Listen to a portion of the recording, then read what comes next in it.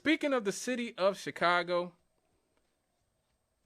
I ran across a story that really I haven't seen a whole lot of that I thought was really, really disturbing.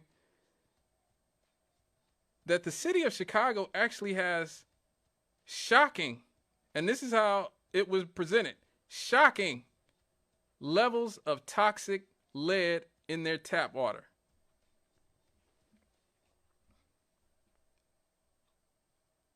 On 1 in 20 tap water tests performed for thousands of Chicago residents found that lead, a neurotoxic metal, at above U.S. government limits, according to the UK Guardian, which is one of the best. Let me say this, folks. The UK Guardian is one of the best newspapers in the world. Like, most of American media is owned by a few major conglomerates and the billionaire class, so you can't really trust most of what comes from them. But the UK Guardian usually does a pretty good job on these types of stories. It's unfortunate that you have to go to the United Kingdom or other countries to find stories about America, because our media often suppresses these types of stories. But I digress. Of the 24,000 tests, approximately 1,000 homes had lead exceeding federal standards.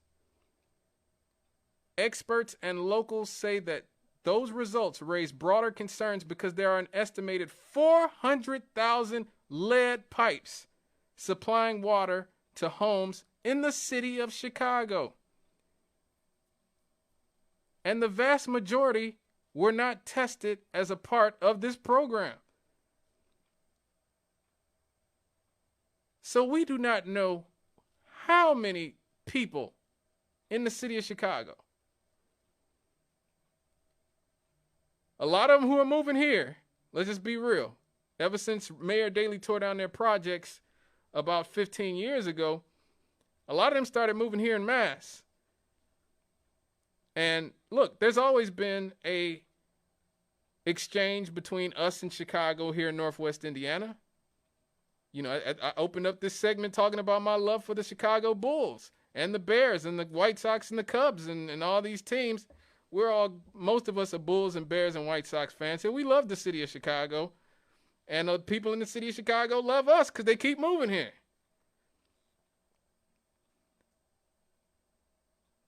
So this definitely affects us, because a lot of people who live there, you know, are coming here and call themselves Hoosiers now.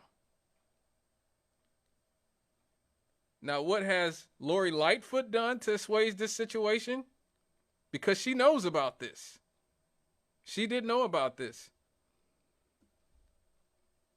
Well, probably the same thing she's doing to stop crime over there, which is not a whole lot. Now, this newspaper, the UK Guardian, worked with water engineer Ellen Betanzo, who helped uncover Flint, Michigan's water crisis that resulted in many, mostly black, residents being poisoned by lead in the Michigan city, to review the results of water tests conducted for Chicago residents between the years 2016 and 2021. Chicago itself has never released an analysis of those results. Because of course not. Now, the analysis found that 9 of the 10 zip codes with the largest percentages of high test results were in neighborhoods with majorities of black and Hispanic residents. 9 out of 10 zip codes with the largest percentages of high test results were neighborhoods with majority black and Hispanic residents. Just think about that. 90% of the people who are being poisoned by all this lead, this neurotoxic, that means it wreaks havoc on your brain and your nervous system, are black and brown. One home in the majority black neighborhood of South Chicago had levels of 1,100 parts per billion. So one house in South Chicago had levels of 1,100 parts per billion. That is 73 times the EPA limit of 15 parts per billion. So they're just drinking lead water at that point. You drinking lead with water in it, I guess, at that point. Numerous studies have shown that even at low levels, lead can have an indelible impact on young children and adults.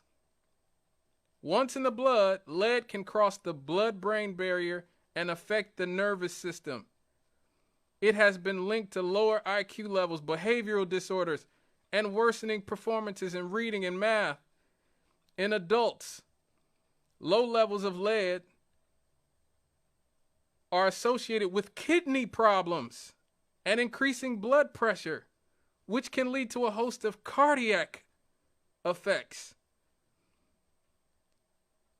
The city of Chicago has an estimated 80% of homes with water connections made of lead, more than any other city in the country. That's our neighbor. Mind you, let me remind you, that is our neighbor. Yet efforts to get it out of the ground and out of people's drinking water seem to be stalled in bureaucratic gridlock. Because of course it is. As is always the case in cities that have predominantly black and Hispanic populations. Let me quote the funky academic Irmiose Frimpong one more time. Any place you have black people in mass, check the water. Check the water. Any place you have black people living in mass, check the water.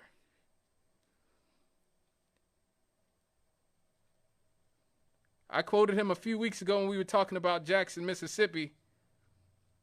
But, you know, I think we may need to check our water too. I'm going to try to figure out how I can check my water at the crib, because for many years, we were the blackest city in America, in Gary, Indiana. The city with the largest percentage of African American residents. That's why George Clinton and them mentioned us in Chocolate City. All the old heads know. We were the chocolate city in this country. The only reason that we are not still considered the chocolate city of America is because we fell under 100,000 residents, and therefore are no longer eligible to be considered the chocolate city of America anymore. But we are still a predominantly black city.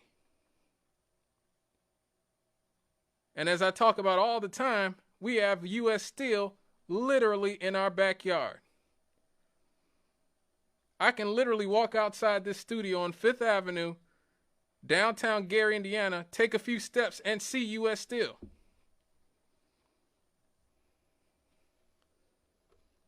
We have U.S. Steel essentially killing Lake Michigan, as we talk about very often on this show. I know I sound like a broken record at this point, but they don't hire people from Gary anymore, at least not in any significant numbers. They don't pay the type of taxes that they used to pay. And the water that is coming, from Lake Michigan that they are affecting is toxic. So let's see what the callers have to say. Hello, caller. Hey, Scott, I don't know if you checked the last demographics of Chicago. Yes. Chicago is 47.73 white. That's down enough. 49. That's enough. They have large black They almost neighborhoods. have more whites than they do black. They have large black neighborhoods, like South Chicago, like I cited in the study. Thank you for calling, though. Hello, caller. Hey, afternoon, my man. Hey, hey, hey. How's it going? Pretty good so far. I'm gonna kind of have to sort of disagree with you on Gary's water. Gary Go ahead. always had. I'll give a reason why. Gary always was considered to have the best water in his whole area. That's what everybody says. Right. People from Chicago, people from down south, used to come here and say, "Man, I like y'all's water." And that's when it was privately owned by Gary Hobart Water, but Leo Lewis was the president of the company at the time. Back in 1963, when the city tried to buy the water company from them, and they went on TV station in 63, I think it was, when Mayor Chairs was mayor, and they attempted to buy the water company for the city. And Leo Lewis was the president of the Gary Hoover Water at the time. They went on a show called Marty Frey. He used to be on Channel 9. And he decided to serve why the city should buy the water company, and Leo Lewis gave his reason why they should stay privately owned. So they put it on a referendum, and we voted against the city taking over the water, and I think it was a good idea, taking over the water facilities in Gary. Mm-hmm. See, a lot of people don't remember that, though. That was in 1963. And when the city actually tried to buy the water company from the privately owned company. Now, the people that own it now are German people, so I don't know what's in that now. Well, I'm looking right here. It said that the city of Gary last year actually said that started a $24 million project is coming here to replace lead water lines.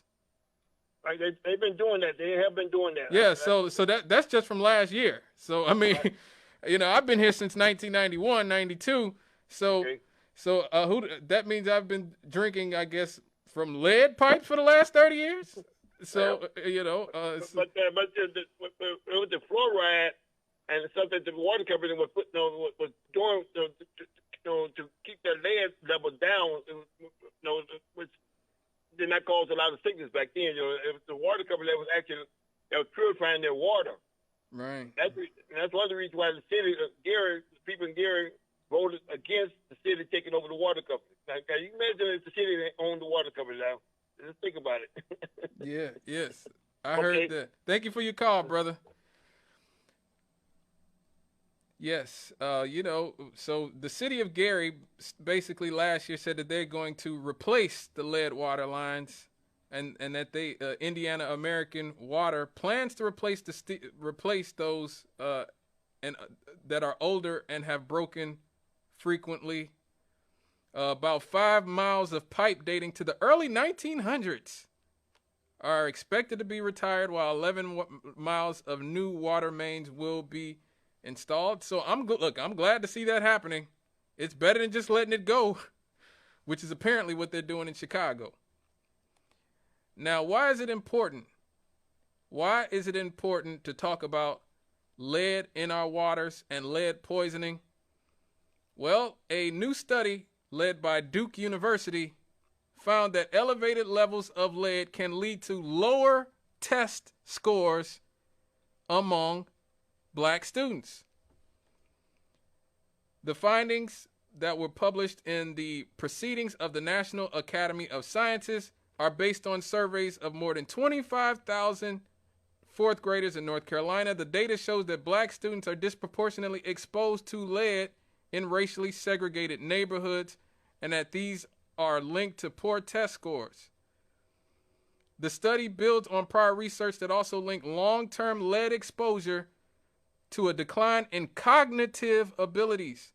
According to the new reports, the effects of the toxin can persist until adulthood, affecting intelligence, academic performance, and economic stability. The research also indicates that communities experiencing poverty, lack of resources, and racial segregation face a heightened risk of lead exposure. So look, a lot of the stuff that we're seeing happening in a lot of these communities how much of that is being affected by generations of people in the city of Chicago?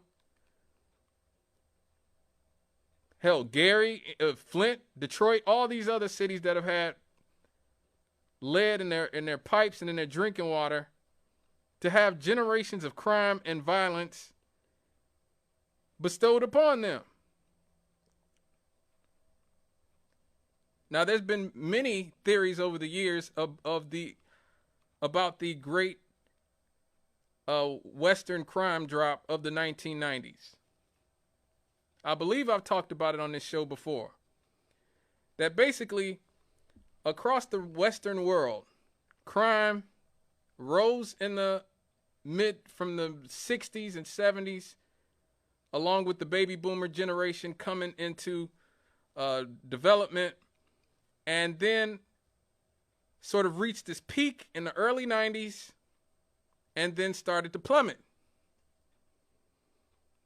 Now, there are those sociologists and criminologists who believe that the reason that crime started plummeting in the early 90s was due to the availability of abortion. That once abortion became a thing pretty much standard in the early 70s, a lot of unwanted children were not wanted anymore. And so a lot of those kids were not born. But there's an alternative theory that has said that basically as we started to phase lead out of our society in the 1960s and 70s, and we started seeing less and less lead in all of our being used in gasoline, being used in houses and other building materials, that's one of the reasons that you start to see you start to see violence and crime start to plummet. So, look, I'm not saying that lead is the reason for all the crime that we've had. All I'm saying is that it could be a contributing factor. There are plenty of studies to show the type of cognitive effects that lead has on people. And if we are living in these communities where we are breathing in, drinking in, eating in this poison, who knows exactly the type of effects that it's having, not on our crime rates, on our test scores. I mean, a lot of people just like to act like, a low achievement is just a part of living in a poor or black community. How much of that is because we've been poisoned all these years? Literally poisoned in a lot of our communities. And that's why I ask these questions. These questions have to be asked. And I thank God that we have international media who will actually cover things like this about America when the corporate billionaire-owned media won't answer it themselves. All right, folks, give me a call, 219-885-1371. Let me know how you feel.